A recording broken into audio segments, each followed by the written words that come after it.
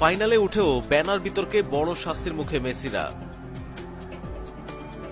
ফাইনালের আগে মেসির হুঙ্কার, স্পেনকে ভালো করেই চিনি। হ্যারি কেইন পারলেন না পরিমণির বিয়ে ঠেকাতে। সেমিফাইনালেও বড় ধরনের রেফারিং বিতর্কে আর্জেন্টিনা। পিকফোর্ডের পানির বোতলে আর্জেন্টিনাকে ঠেকানোর গোপন ছক। বিস্তারিত জানতে ভিডিওটিতে লাইক দিয়ে না টেনে শেষ পর্যন্ত দেখুন। বিশ্বকাপের সেমিফাইনাল আর্জেন্টিনার জয়ে উচ্ছ্বসিত বাংলাদেশের জনপ্রিয় অভিনেত্রী পরিমণি। এরই মধ্যে সামাজিক মাধ্যমে ভক্তদের চমকে দিলেন এই অভিনেত্রী। প্রিয় দল আর্জেন্টিনাকে ঘিরে মজার ছলে দেওয়া একটি ঘোষণা মুহূর্তেই ছড়িয়ে পড়ে নেট দুনিয়ায়। বুধবার রাতে নিজের ফেসবুক অ্যাকাউন্টে পরিমণি লিখেছেন, হ্যারি কেইন পারলে না তুমি আমার বিয়েটা ঠেকাতে। এর আগে আর্জেন্টিনা বিশ্বকাপ জিতলে আবার বিয়ে করার ঘোষণা দিয়েছিলেন পরিমণি। সামাজিক মাধ্যমে তিনি লিখেছেন, আর্জেন্টিনা কাপ জিতলে আমি আবার একটা বিয়ে করব, ফাইনাল।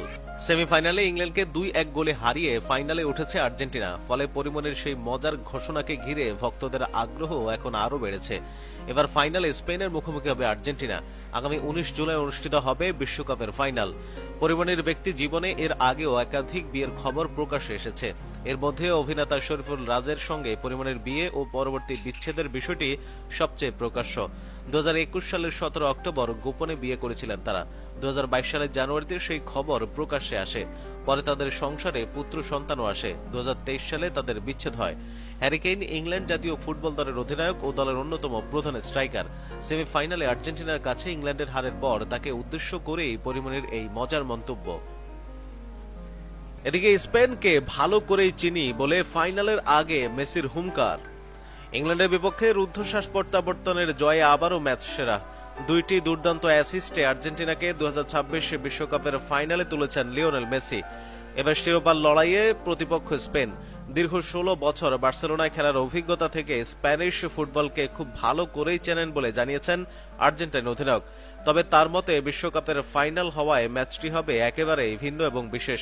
বুধবার ইংল্যান্ডকে 2-1 গোলে হারিয়ে বিশ্বকাপের ফাইনাল নিশ্চিত করে আর্জেন্টিনা। পিছনে পড়েও শেষ মুহূর্তে এনজো ফার্নান্দেস ও লাউতারো মার্তিনেজের গোলে অবিশ্বাস্য প্রত্যাবর্তন করে বর্তমান বিশ্ব চ্যাম্পিয়নরা। 2 গোলেই অ্যাসিস্ট করে মেসি, আর সেই পারফরমেন্সে ম্যাচ সেরার পুরস্কারও জেতেন তিনি। আগামী রোববার নিউ জার্সিতে অনুষ্ঠিত হবে বিশ্বকাপের ফাইনাল, যেখানে আর্জেন্টিনার প্রতিপক্ষ স্পেন। ম্যাচটি নিয়ে নিজের অনুভূতি জানাতে গিয়ে মেসি বলেন, স্পেন অসাধারণ একটি দল, তাদের দারুণ খেলোয়াড় আছে, খেলার ধরনও দুর্দান্ত। আমি দলটিকে খুব ভালো করে চিনি। তারা যেভাবে খেলে সেই ধরনের ফুটবল আমি বহু বছর খেলেছি। বার্সেলোনায় থাকার সময় তাদের অনেক খেলোয়াড়ের বিপক্ষে খেলেছি। তাই এটি অবশ্যই একটি বিশেষ ম্যাচ, কারণ এটি বিশ্বকাপের ফাইনাল। ইংল্যান্ডের বিপক্ষে জয় নিয়েও উচ্ছ্বাস প্রকাশ করেন 8 বারের ব্যালন ডি'অর জয়ী এই তারকা। এটি ছিল অবিশ্বাস্য একটি দিন। ম্যাচের আগে আমরা বলেছিলাম আমরা একটি ভালো ফুটবল ম্যাচ চাই ইংল্যান্ডের বিপক্ষে। আমাদের ইতিহাসের প্রেক্ষাপটে বিশ্বকাপের সেমিফাইনালে খেলাটা ছিল খুবই বিশেষ। আমরা জিততে চেয়েছিলাম এবং আমাদের সমর্থকদের এই আনন্দ উপহার দিতে পেরে আমরা খুবই খুশি। ইংল্যান্ডের বিপক্ষে রুদ্ধশ্বাস সেমিফাইনাল জিতে 2026 বিশ্বকাপের ফাইনালে ওঠার উদযাপনে মাতোয়ারা আলবিসেলেস্তারা। কিন্তু এই আনন্দের রেশ কাটার আগেই চরম এক বিতর্কে জড়িয়ে পড়লেন আর্জেন্টিনার ফুটবলাররা। ম্যাচ শেষের পর মাঠের ভেতরেই এক সংবেদনশীল রাজনৈতিক ব্যানার প্রদর্শন করেছেন লিসান্দ্রো মার্তিনেজ লো সেলসোরা, যা ফুটবলের সর্বোচ্চ নিয়ন্ত্রণ সংস্থা ফিফার আচরণবিধির সুস্পষ্ট লঙ্ঘন। আন্তর্জাতিক বার্তা সংস্থা রয়টার্সের এক প্রতিবেদনে বলা হয়েছে, আটলান্টার মার্সিডিজ বেঞ্চ স্টেডিয়ামে বুধবার রোমাঞ্চকর সেমিফাইনালে ইংল্যান্ডকে 2-1 ব্যবধানে পরাজিত করার পর মাঠেই বাঁধ ভাঙা উল্লাসে মেতে ওঠেন আর্জেন্টাইন ফুটবলাররা।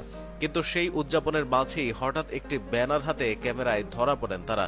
স্প্যানিশ ভাষায় লেখা সেই ব্যানারে পরিষ্কার অক্ষরে খোদাই করা ছিল লাস মালভিনাস সন আর্জেন্তিনাস, যার বাংলা অর্থ ফকল্যান্ড দ্বীপপুঞ্জ আর্জেন্টিনার। ম্যাচ শেষে ডিফেন্ডার লিসান্দ্রো মার্তিনেজ এবং মিডফিল্ডার জিওভানি লো সেলসোকে বেশ হাস্যোজ্জ্বল মুখে ব্যানারটি উঁচিয়ে গ্যালারির দর্শকদের দিকে নাড়তে দেখা যায়।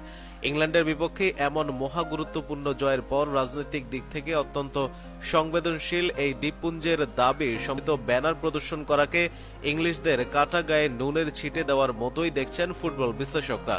তবে কঠোর নিরাপত্তার চাদরে ঢাকা মাঠের ভেতরে এই ব্যানারটি কোথা থেকে এবং কার মাধ্যমে এসেছে তা এখনো নিশ্চিত হওয়া যায়নি। ফুটবল মাঠে রাজনৈতিক পক্ষপাত এবং কোনো বিশেষ প্রচারণার ব্যাপারে ফিফার নিয়ম বরাবরই কঠোর। ফিফার স্টেডিয়াম আচরণ বিধি অনুযায়ী স্টেডিয়ামের ভেতরে কোনো ধরনের রাজনৈতিক আপত্তিকর কিংবা বৈষম্যমূলক ব্যানার, পতাকা, লিফলেট, পোশাক বা সরঞ্জাম প্রদর্শন করা সম্পূর্ণ নিষিদ্ধ। আর্জেন্টিনার ফুটবলারদের এই প্রকাশ্য নিয়ম লঙ্ঘনের ঘটনার পর বিশ্ব ফুটবলের নিয়ন্ত্রক সংস্থার কাছে তাৎক্ষণিক মন্তব্য চাওয়া হলেও ফিফার পক্ষ থেকে এখনও আনুষ্ঠানিক কোনো প্রতিক্রিয়া জানানো হয়নি। তবে ব্যানার প্রদর্শন করায় ফিফার শাস্তির মুখে পড়তে পারে আর্জেন্টিনা। ফিফার নিয়ম অনুযায়ী বড় অঙ্কের আর্থিক জরিমানা গুনতে হতে পারে আর্জেন্টিনার।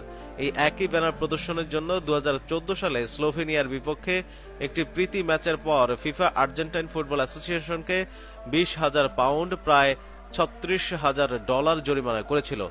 বিশ্বকাপের মতো বড় মঞ্চে এবং ইংল্যান্ডের মতো প্রতিপক্ষের বিপক্ষে এটি করায় এবার জরিমানার অঙ্ক আরও অনেক বেশি হতে পারে। এছাড়াও লিসান্দ্রো মার্তিনেজ ও জিওভানি লো সেলসো যেহেতু সরাসরি ব্যানারটি উঁচিয়ে ধরেছিলেন, তাই ফিফার ডিসিপ্লিনারি কমিটি তদন্ত সাপেক্ষে তাদের ব্যক্তিগতভাবে জরিমানা বা নির্দিষ্ট ম্যাচের জন্য নিষিদ্ধ করতে পারে। তবে ফাইনাল ম্যাচে তাদের নিষিদ্ধ করার মতো চরম কোনো শাস্তির সম্ভাবনা নেই বললেই চলে। সেক্ষেত্রে মূলত আর্থিক জরিমানা এবং কঠোর সতর্কবার্তা আসার সম্ভাবনাই সবচেয়ে বেশি।